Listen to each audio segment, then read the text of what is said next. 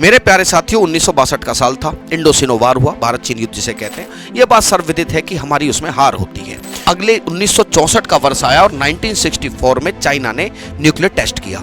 जैसे ही चाइना ने nuclear test किया, दो देशों की चिंताएं बढ़ गईं। एक तो जो पड़ोस में था, मतलब भारत, और एक अमेरिका। भैया, गंगा तो उत्तर भारत की लाइफलाइन है। हमारे वैज्ञानिकों द्वारा एक डिवाइस खो गया है। उस डिवाइस के अंदर प्लूटोनियम है। हाँ जी, वही जिसका काम न्यूक्लियर बम बनाने में इस्तेमाल होता है। और अगर वो फट गया तो उसका क्या होगा।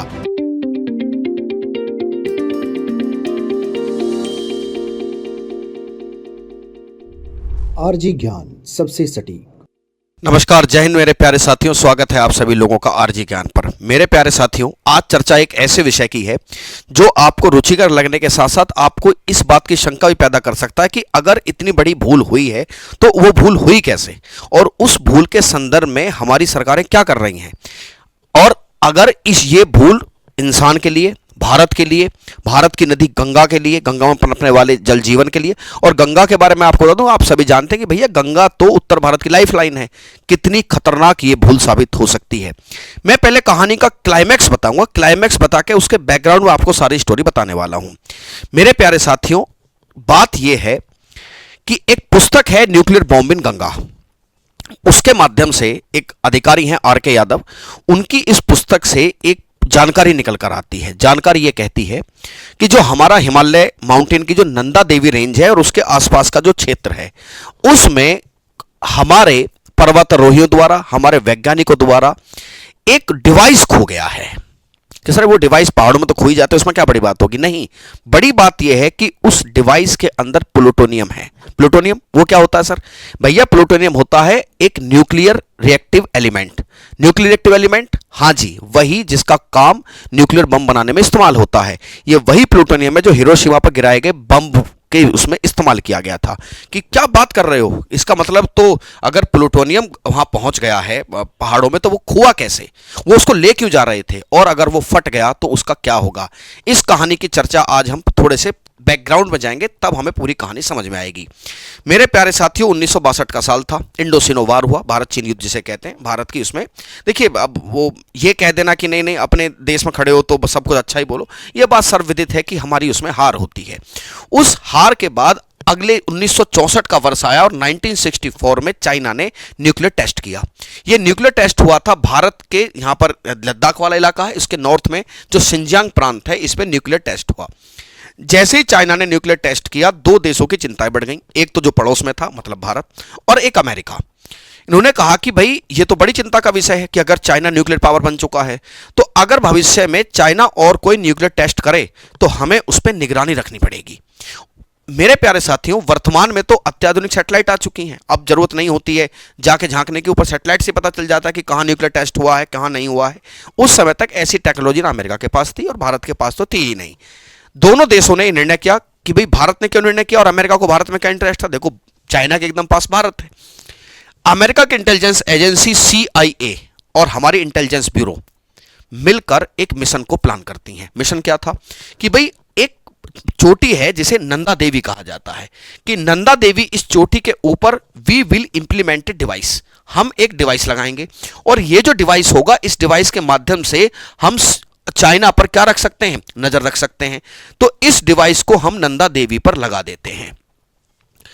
इसकी प्लानिंग की भारत की खुफिया एजेंसी इंटेलिजेंस ब्यूरो, उस समय तक रॉ का गठन हुआ नहीं था, और CIA ने। इसके लिए चुने गए एक माउंटेनियर मनमोहन सिंह कोहली। बात समझिए, ये कोई जासूस नहीं है, इंटेलिजेंस एजेंसी में काम नहीं करते थे, पर इनको पर्वत चढ़ने का एक्सपीरियंस था। अब यहां पर एक बात जो ध्यान करने की है, मान लेते हैं कि हमने यहां पर एक डिवाइस को पुट कर दिया है, यहां पर हम एक डिवाइस को लगा दे रहे हैं, तो इस डिवाइस को चलने के लिए चाहिए एनर्जी। ये डिवाइस किससे चलेगी? एनर्जी से। इसी डिवाइस को चलाने के लिए जो एनर्जी देने की बात हुई कि भाई इस डिवाइस को हम जिस एनर्जी से चलाएंगे वो प्लूटोनियम से जाएगी। ये डिवाइस प्लूटोनियम से चलेगी और ये प्लूटोनियम इस डिवाइस को एनर्जी देगा।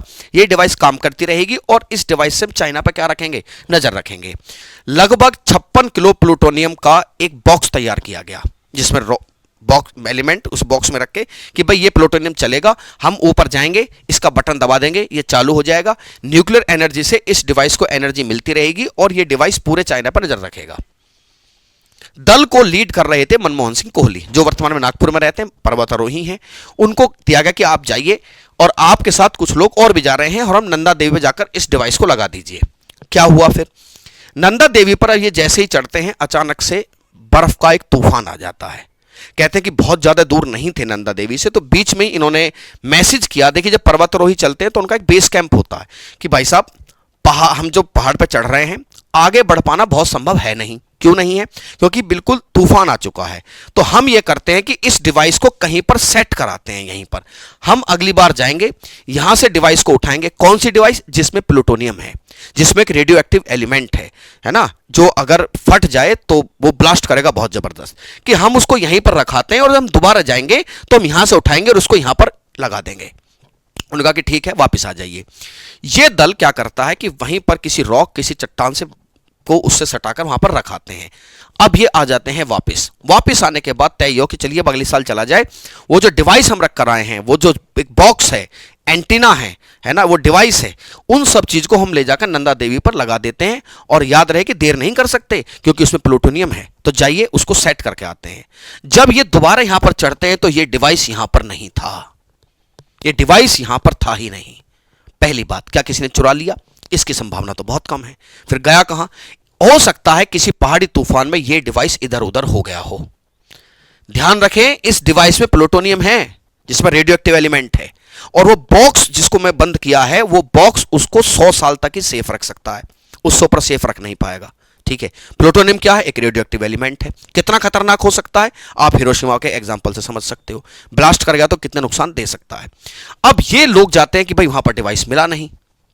अब टेंशन वाली बात थी। इन्होंने खूब कोशिश की, पानी की जांच की, रॉक्स की जांच की, इधर उधर झांका ताका, लेकिन ये डिवाइस उनको नहीं मिला। कहने का अर्थ ये हुआ कि एक रेडियो एक्टिव एलिमेंट पहाड़ में दब चुका था, और जब ये रेडियो एक्टिव एलिमेंट दब गया तो इस बात की चिंता होनी लाजमी थी।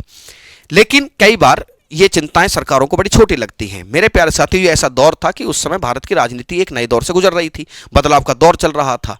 इंदिरा गांधी आई, इमरजेंसी लगी। इंदिरा गांधी को इस बात में इंटरेस्ट था कि भाई इस डिवाइस को ढूंढिए, ये डिवाइस है कहां, कि मान लीजिए अगर यहां ब्लास्ट कर गया तो एवलांच आ सकते हैं, बर्फ के तूफान आ सकते हैं, ग्लेशियर फट सकते हैं। और ग्लेशियर फटने के बाद क्या होता है मुझे इस बात को बताने की आवश्यकता है नहीं। और वो जब पानी नीचे निकलेगा तो इसमें से रेडिएशन निकलेंगी, तो वो रेडिएशन कहां एंटर कर जाएगी? गंगा में। जलीय जीव को नुकसान होगा, गंगा पॉल्यूटेड हो सकती है। बहरहाल बार बार जाने के बाद भी ये डिवाइस नहीं मिला। आखिरकार इस डिवाइस की खोज बंद कर दी गई। 1977 का साल था, मोरारजी देसाई प्रधानमंत्री बनते हैं। इसमें मोरारजी देसाई प्रधानमंत्री बने और उन्होंने बुलाया कि भाई साहब इधर आइए, मनमोहन सिंह कोहली साहब की ये बताइए कि जो सुनने में आ रहा है वो सच है क्या? अपनी वो बताते हैं अपनी जीवनी कि भाई साहब मैं वहां रहा और मुझे 2 घंटे उन्होंने अपने साथ रखा। हमने फिर जांच की, जांच करने के बाद एक रिपोर्ट आई और उस रिपोर्ट को जैसा कि होता प्रधानमंत्री कार्यालय में रखा गया। एक आईबी के अधिकारी हैं और बाद में रो में भी रहे, आर.के. यादव साहब, तो उन्होंने कहा कि भाई साहब ये जो रिपोर्ट थी, ये रिपोर्ट मुझे मैंने हासिल की। अब प्रश्न ये आता है कि आप अगर किसी की गोपनीय रिपोर्ट निकालते हो तो वो तो फिर ऑफिशियल सीक्रेट एक्ट के तहत आती है। लेकिन ये कहते हैं कि मुझे लगता था कि मुझ पर कार्रवाई होगी, लेकिन मुझ पर कोई कार्रवाई हुई नहीं। उसी रिपोर्ट को आधार बनाकर मैंने इस पुस्तक को लिखा है, द न्यूक्लियर बॉम्ब इन गंगा। यानी कि गंगा कैसे? नंदा देवी की जो चढ़ाई शुरू होती है वो शुरू होती है ऋषि गंगा से, और ऋषि गंगा का पानी इधर उधर से आकर गंगा में ही मिलता है।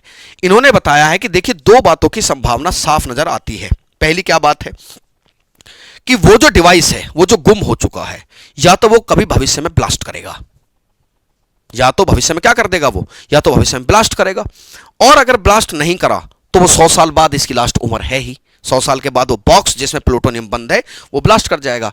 उन्होंने कहा कि ऐसा भी हो सकता है, जो कि अभी चमोली की आपको याद होगा 2021 में चमोली में ऋषि गंगा जो प्रोजेक्ट है सब बह गए थे, 200 लोग मारे गए थे, अचानक से ब्लास्ट हुआ था ग्लेशियर में। तो वो कहते हैं कि ऐसा भी हो सकता है कि शायद वही प्लूटोनियम फटा हो, कि जो ब्लास्ट हुआ अचानक से, लोगों को समझ में नहीं आया कि भाई ऐसा क्या अचानक से आपदा आ गया, नेचुरल डिजास्टर कैसे आ गया, कि ये भी हो सकता है कि वो प्लूटोनियम फट गया हो। अगर वो फट गया है तो हम सेफ हैं, और अगर वो नहीं फटा है तो मैं बता दूं, ये जो बॉक्स, जिस बॉक्स में ये बंद है, उस बॉक्स की उम्र है 100 साल। उसके बाद वो प्लूटोनियम को मेंटेन नहीं कर पाएगा और यहां पर एक ब्लास्ट हो सकता है। जैसे ब्लास्ट होगा इससे ऋषिगंगा से गंगा ये सब प्रभावित होने की पूरी पूरी संभावना है। अब प्रश्न ये उठता है कि कितनी रेडिएशन हो सकती है। उन्होंने कहा कि देखिए भाई साहब, रेडिएशन की तो बात ये है कि हिरोशिमा पर जो केमिकल यूज किया गया था प्लूटोनियम के साथ वो था 6 किलो, इसमें है 1 किलो। तो मैं ये तो कह सकता हूं कि ऐसा तो नहीं है कि इतना बड़ा ब्लास्ट हो कि हिरोशिमा नागासाकी जैसी स्थिति पैदा हो जाएगी, लेकिन फिर भी इसके कॉन्सिक्वेंसेस जो हैं वो पॉल्यूशन के रूप में निकल के सामने आएंगे जरूर। ऋषिगंगा पॉल्यूटेड होगी और जब रेडियो एक्टिव एलिमेंट पानी में घुलना शुरू होगा तो उसके क्या साइड इफेक्ट हो सकते हैं वो मुझे आपको बताने की आवश्यकता नहीं है। अगर डायरेक्ट भी कोई इंपैक्ट नहीं निकल कर आया तो it will act as a silent killer, हमारी चीजों में फर्क आना शुरू होगा। बस संभावना इस बात की है कि या तो चमोली डिजास्टर में वो फट चुका है और वो नहीं फटा है तो वो आज भी प्लूटोनियम हिमालय की किसी न किसी चोटी में, नंदा देवी के आसपास वो आज भी कहीं दबा हुआ है, आज भी कहीं दबा हुआ है। अब मनमोहन सिंह कोहली साहब कहते हैं कि देखिए मुझे इस बारे में कोई स्पष्ट अब जानकारी नहीं है, वो मिला कि नहीं मिला। अब आप मुझसे प्रश्न पूछेंगे कि सर दो बातें हुई, एक तो डिवाइस नहीं लगा, दूसरा खोजा भी नहीं गया, तो सरकार इसमें ने इंटरेस्ट क्यों नहीं दिखाया? चाइना तो लगातार डेवलप कर रहा है, चाइना न्यूक्लियर आजकल ठीक ठाक न्यूक्लियर वेपन भी है उसके पास, तो इसकी तो जरूरत थी तो बाद में तो ट्राई करते एटलीस्ट। देखिए मैंने कहा कि उस समय सैटेलाइट नहीं थी, आज इतनी एडवांस सैटेलाइट नासा के पास है, इसरो के पास है कि हम तुरंत ट्रेस कर लेंगे कि अरे भैया यहां पर इनका न्यूक्लियर टेस्ट हुआ है। लेकिन ये जो खतरा इस पुस्तक के माध्यम से बताया गया है, ये खतरा इसलिए भी ज्यादा गड़बड़ हो जाता है क्योंकि एक तो सेंसिटिव जोन है, जोन 5 में आता है, जो कि अर्थक्वेक के लिहाज से बड़ा खतरनाक मामला है।